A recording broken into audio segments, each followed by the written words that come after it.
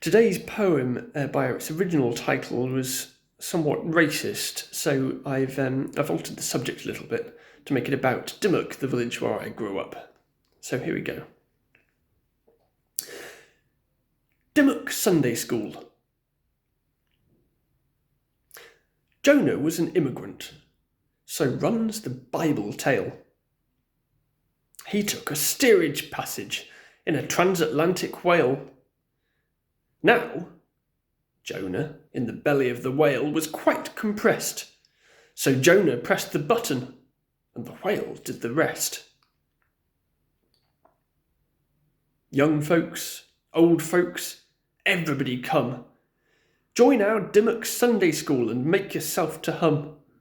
There's a place to check your chewing gum and yo-yos at the door, and hear such Bible stories as you've never heard before. Adam was the first man that ever was invented. He lived all his life, and he never was contented. He was made out of mud in the days gone by, and hung on the fence in the sun to get him dry. The good book says Cain killed his brother Abel.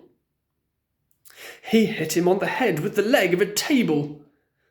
Then along came Jonah in the belly of the whale, the first submarine boat that ever did sail. Young folks, old folks, everybody come.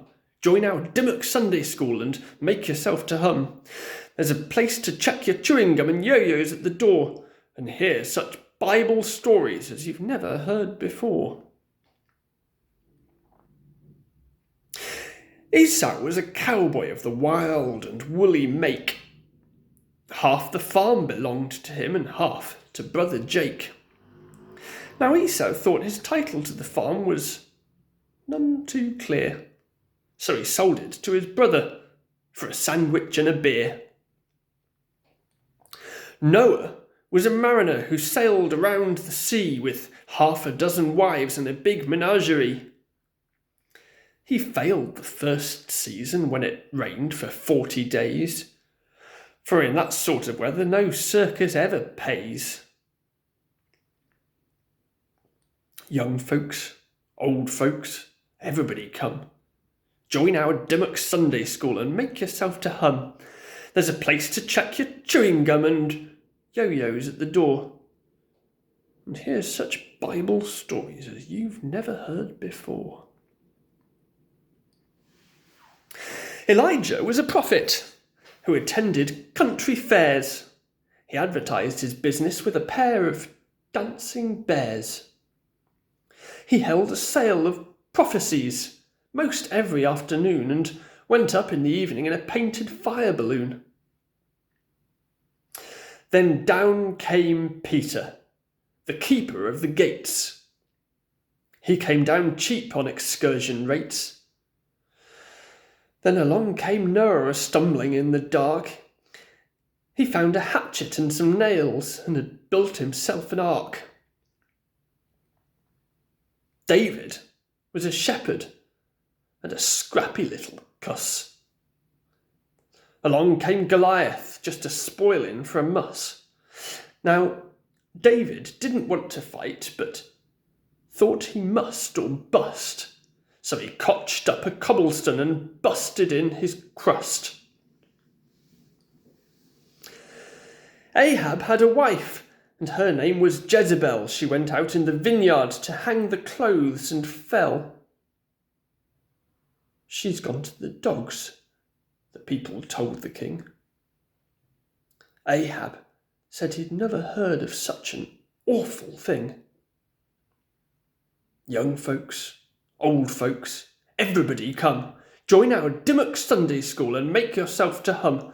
There's a place to check your chewing gum and yo-yos by the door, and hear such Bible stories as you've never heard before. Samson was a strong man of the John L. Sullivan school. He slew 10,000 Philistines with the jawbone of a mule. But Delilah captured captured him and filled him full of gin, slashed off his hair, and the coppers run him in. Samson's a husky guy, as everybody should know. He used to lift 500 pounds as strongman in his show. One week the bill was rotten. All the actors had a souse, but the strongman act of Samson's had just brought down the house. Salome was a chorus girl who had a winning way. She was the star attraction in King Herod's cabaret. Although you can hardly say discretion was her rule, she's the favourite Bible figure in the Gertrude Hoffman School. Young folks, old folks, everybody come. Join our Dymock Sunday School and make yourself to hum. There's a place to check your chewing gum and yo-yos at the door. And hear such Bible stories as you've never heard before.